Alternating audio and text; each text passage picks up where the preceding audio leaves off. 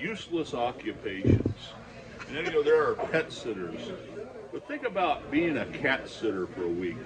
Well, we'd like you to take care of this animal that's going to disdain and ignore you, and you get to deal with its excrement as a special added value. Restroom attendant.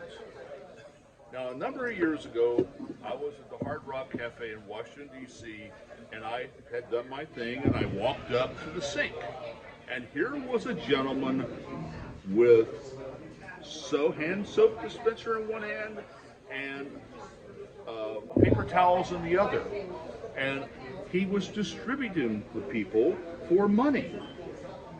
Now, thinking in the modern world where we've got these electric eyes, faucets, and sinks, can you imagine going to the guy, "Sorry, sir, you're no longer needed here.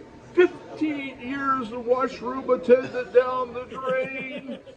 And can you imagine, what is the big guy's big excitement? I got a code red in stall number 3. Send janitor. And this is the last one that'll be a little bit controversial. Sideline reporter. The sideline reporter. Back in the days, we used to get to see on TV, used to do the halftime show, the marching bands walking around doing a salute to sauerkraut in the middle of the field. All with a period of time, the sideline reporter, usually some very attractive young lady, and she walks up to the coach at the edge of halftime, hands the microphone. "Can you tell us your deepest, darkest secret?" "Well, I think the team's doing pretty well tonight, considering I was smoking crack last night."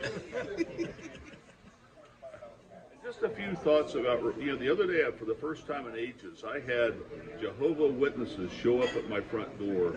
And I'm always tempted, it's been years, I could have a big American flag out there.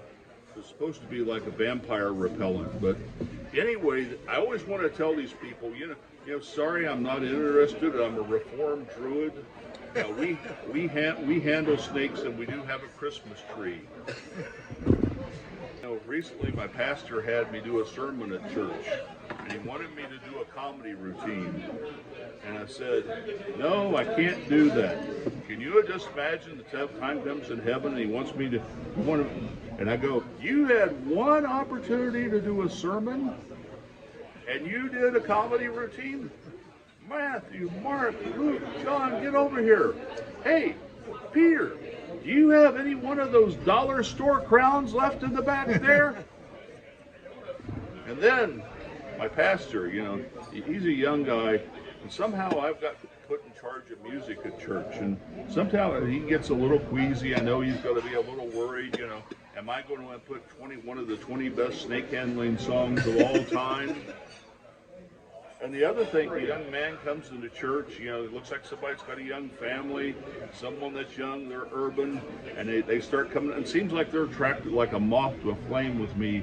And the pastor's always worried, like, "Hey, you want to come over to my house and listen to some Toby Keith records?"